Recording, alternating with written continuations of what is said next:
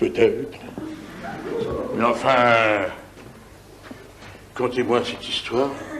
Elle est fort étonnante et difficile à croire.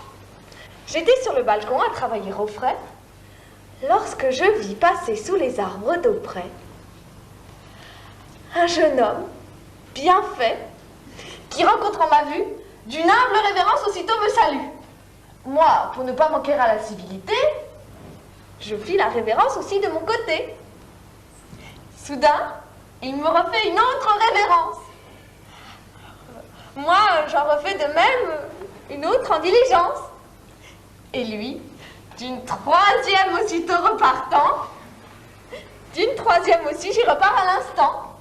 Il passe, vient, repasse, et toujours de plus belle me fait à chaque fois révérence nouvelle.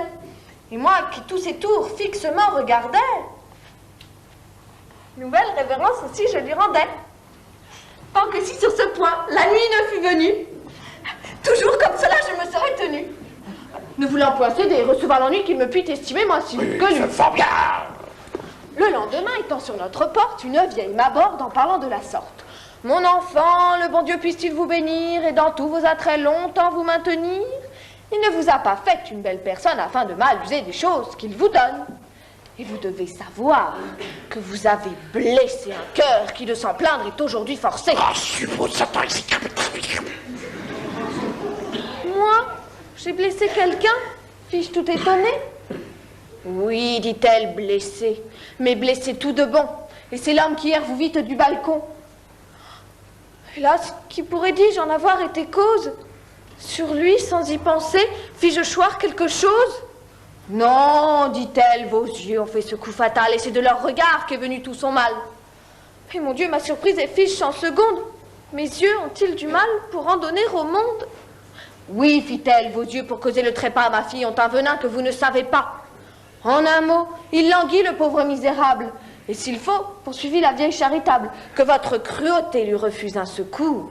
C'est un homme à porter en terre dans 2 jours. Mon Dieu, j'en aurais dit, j'ai une douleur bien grande. Et pour le secourir, qu'est-ce qu'il me demande? Mon enfant, me dit-elle, il ne veut obtenir que le bien de vous voir et vous entretenir. Vos yeux peuvent seuls empêcher sa ruine et du mal qu'ils ont fait être la médecine. Hélas, volontiers, dis-je, et puisqu'il est ainsi, peu de temps qu'il voudra me venir voir ici. Oh, sorcière maudite, empoisonneuse d'âme, puisse l'enfer payer tes charitables. Voilà comme il me vit, et reçu guérison. Mais vous-même, à votre avis, n'ai-je pas eu raison? Et pouvais-je après tout avoir la conscience de le laisser mourir faute d'une assistance? Moi qui compatis tant aux gens qu'on fait souffrir, et ne puissant pleurer voir un poulet mourir. Tout ça n'est parti que d'une âme innocente, et j'en dois accuser mon absence imprudente, qui sans guide a laissé cette bonté de mœurs exposée aux aguets des rusés séducteurs. Je crains que le pandard, dans ses vœux téméraires, un peu plus fort que je, n'ait poussé les affaires. Qu'avez-vous? Vous grondez, ce me semble un petit. Est-ce que c'est mal fait, ce que je vous ai dit? Non, mais de cette vue, apprenez-moi les suites. Et comme le jeune homme a passé ses visites. Hélas, si vous saviez comme il était ravi, comme il perdit son mal, sitôt que je le vis.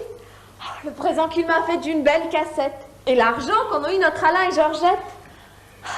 Vous l'aimeriez sans doute, et diriez comme nous. Oui, mais que faisait-il étant seul avec vous? Il jurait qu'il m'aimait d'une amour sans seconde. Et me disait des mots les plus gentils du monde. Des choses que jamais rien ne peut égaler.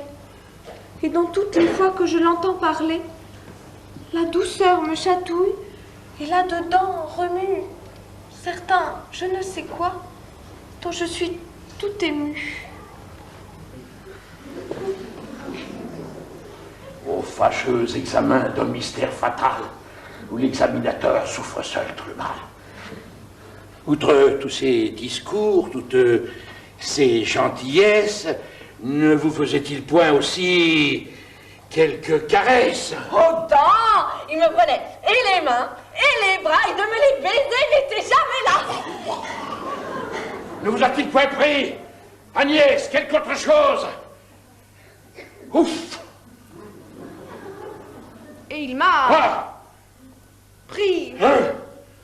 Le... Est-il? Je n'ose, il fâcherait peut-être contre moi. Non! Si fait. Non!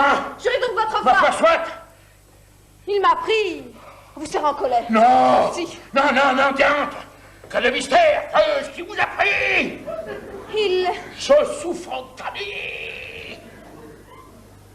Il m'a pris le ruban que vous m'aviez donné. À vous dire le vrai, je n'ai pu m'en défendre.